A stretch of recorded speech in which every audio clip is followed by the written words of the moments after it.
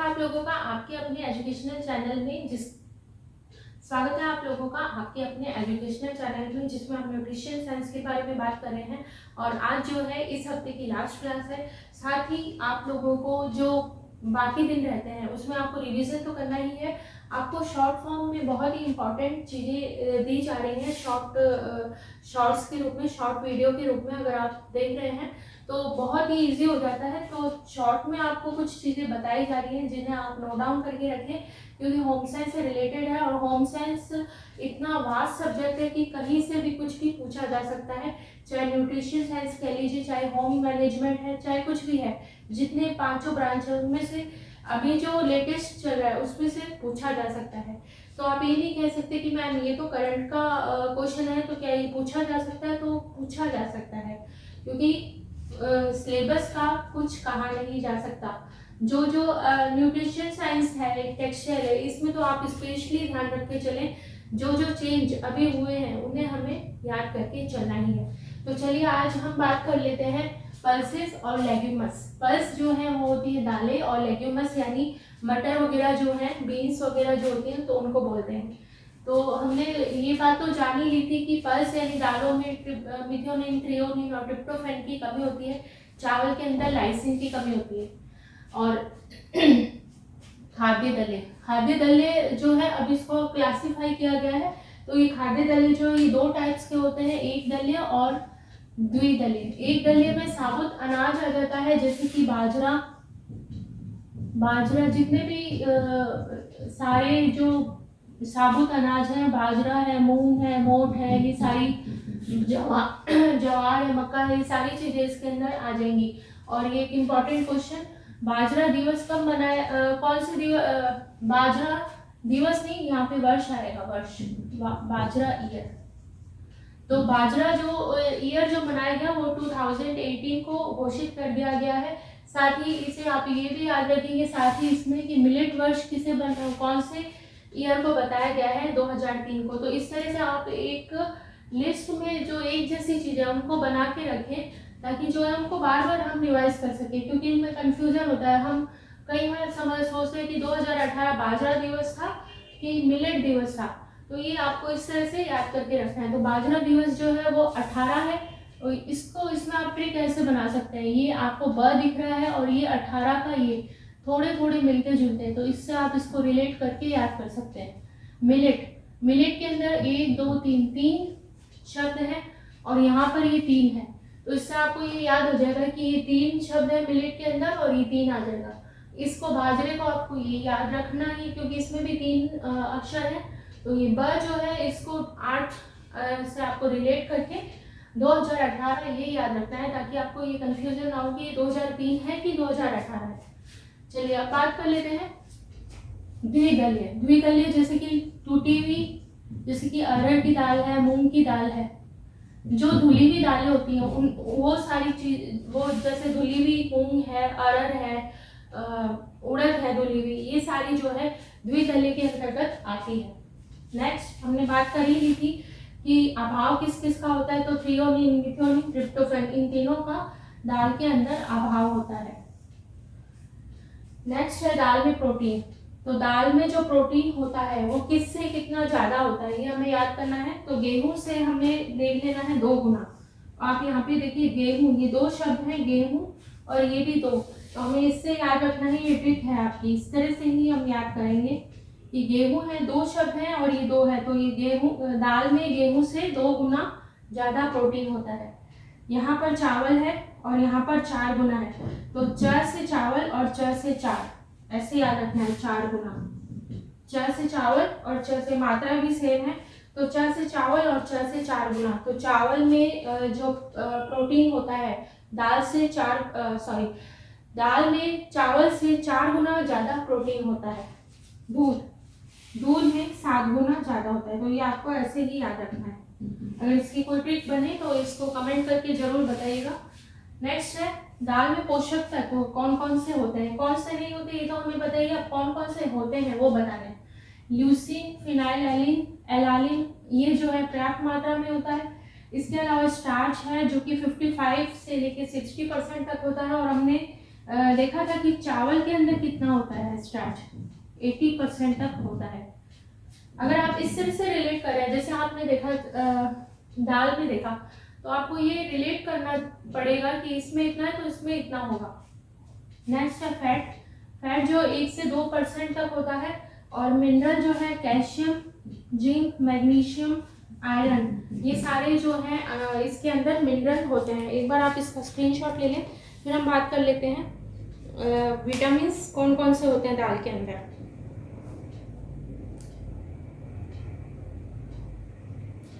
तो दाल में जो विटामिन होते हैं वो होता है B1, B2, B3, ऊपर ही लिख देते हैं। दाल में विटामिन कौन कौन से होते हैं? विटामिन B1, B2 और B3, ये जो है अच्छी मात्रा में होते हैं। अब हम बात करते हैं खेसारी दाल। दाल में विषाक्त, एक तो हमें दाल में भोजन में संपूर्णता कैसे लेके आनी है, ये चीज हमें ध्यान रखनी है। ये पूछा गया था एक बार क्वेश्चन।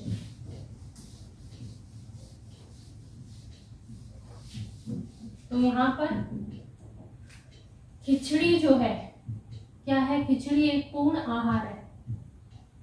खिचड़ी बनता किससे है? दाल और चावल से। तो इसका जो है अनुपात पूछ लिया गया था कि खिचड़ी में दाल और चावल का अनुपात कितना होता है।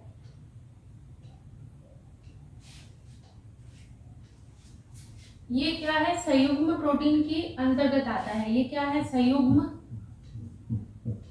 प्रोटीन। जब दो खाद्य पदार्थों को हम एक साथ मिला के उन दोनों की कमियों को कंप्लीट करते हैं तो उसको संयुग्म प्रोटीन कहते हैं। खिचड़ी का जो खिचड़ी में दाल व चावल का अनुपात कितना है, ये पूछा गया था। तो दाल का अनुपात तो 1 और चावल का 3। तो इसको याद कैसे करना है? तो दाल जो है हमें पता है, दाल जो है प्रोटीन युक्त भोज्य पदार्थ है और इसमें क्या होता है? नाइट्रोजन होता है और नाइट्रोजन हमारे लिए अच्छा नहीं होता। तो हम नाइट्रोजन को थोड़ा कम करेंगे और चावल को थोड़ा ज़्यादा रखेंगे। ऐसे हमें इसे याद करना है।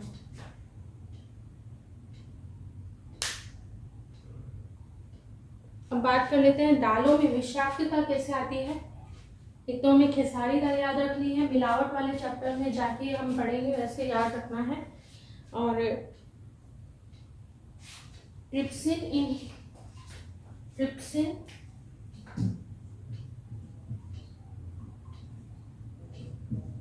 इनहिबिटर, ये जो है ट्रिप्सिन एंजाइम को डाइजेस्ट नहीं होने देता। हाँ आ रही हूँ। हम बात कर रहे थे ट्रिप्सिन इनहिबिटर की, और ये क्या होता है? ट्रिप्सिन एंजाइम को डाइजेस्ट नहीं होने देता। तो ये क्या करता है? ट्रिप्सिन इनहिबिटर जो होते हैं ट्रिप्सिन एंजाइम को डाइजेस्ट नहीं होने देता। बात कर लेते हैं सेपोनिन के बारे में। सेपोनिन क्या होता है? सेपोनिन पहले जो है हांडी वगैरह में दालें बनाई जाती थी तो उसमें जो है हमें शो होता था अच्छे से, लेकिन फिर भी आप एक बार जरूर देखें कि या तो आप जब दाल बना रहे हैं तो उसको 8 घंटे पहले भिगो के रखें। अगर ये पॉसिबल नहीं है तो उसको एक बार के लिए दाल को पानी के अंदर उबालें। आप देखेंगे उसमें बहुत ज़्यादा व्हाइट कलर का झाग दिखाई देगा आपको। ये होता क्या है? ये सेपोनिन होता है जो कि एक विषाक्त पदार्थ होता है। विषाक्त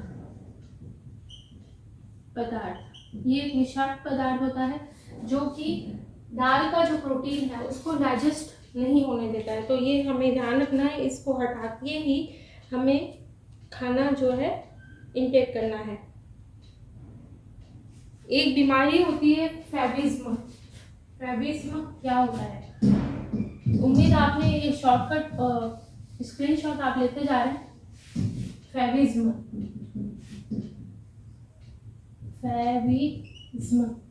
ये क्या होता है? ये एक रोग है और ये जो है कच्ची बीन्स खाने से हो जाता है। कच्ची बीन्स कच्ची बीन्स जो होती हैं उनको खाने से जो है फेविज्म होता है।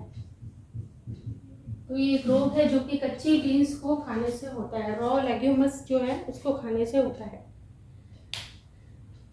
अब जो दाल होती है उसमें प्रोटीन की मात्रा कितनी होती है दाल में? प्रोटीन तो दाल में जो है 23 से लेके 25% तक प्रोटीन होता है। लेकिन अगर हम दाल को सही तरीके से नहीं बना रहे हैं, उसका कुकिंग मेथड हमारा सही नहीं है, तो फिर उतना प्रोटीन हमको नहीं मिल पाता है। और आपको ये ध्यान है कि जो प्राणीज भोज्य पदार्थ होते हैं उनका जितना भी आवश्यक अमीनो अम्ल है पूरे शरीर को हमें मिलता है, लेकिन जो वेजिटेबल फूड भोज्य पदार्थ है उनका ये रीज़न यही होता है कि इनको हम इनकी कुकिंग का जो मेथड है वो सही नहीं होने की वजह से, या फिर हम कई बार अनभिज्ञता की वजह, जैसे कि सब्जी है उसको बहुत छोटा छोटा काट दिया, सब्जी को छीलने के बाद में धो दिया, तो सारी चीज़ें हमें पता है विटामिन बी और विटामिन सी जो है पानी में घुलनशील होता है, और ये जो अगर पानी में आपने उसको उबाला है या फिर धो दिया है वेजिटेबल को तो फिर वो नष्ट हो जाता है। तो ये कुछ चीज़ें अगर हम ध्यान में रख के चलते हैं तो हमारा जो स्वास्थ्य भी अच्छा रहता है। और साथ ही दाल है, दाल में कितना विषाक्त पदार्थ होता है सपोनिन, इसको हटाए बिना कुछ लोग खा लेते हैं तो फिर उनको गठिया की प्रॉब्लम है, घुटनों में दर्द है, गठिया की प्रॉब्लम है, ये शुरू हो जाती है, कमर में दर्द हो रहा है, ये सब चीज़ें जो है इसी वजह से होती है, क्योंकि ये जो विषाक्त पदार्थ है हमारी बॉडी में चले जाते हैं, पॉइजन अच्छा नहीं होता और ये धीरे धीरे थोड़ी थोड़ी मात्रा में हमारे शरीर में इकट्ठा होकर बीमारियां पैदा करने लगते हैं। और ये सारी चीज़ें ध्यान में रखकर हम अच्छे से भोजन को इंटेक करते हैं तो बीमारियों से ग्रसित नहीं रहेंगे। साथ ही जल की मात्रा भी हमें सुनिश्चित करनी चाहिए कि कितना जल हमारे वैसे जो है 8 गिलास जो है एक सामान्य व्यक्ति के लिए कहा गया है, इतना ही हमें इंटेक करना चाहिए, ताकि क्योंकि हमारे जो इंटरनल ऑर्गन है उनको भी नमी में रहने के लिए नमी जितनी उनको मिलेगी उतने ही वो अच्छे रहते हैं।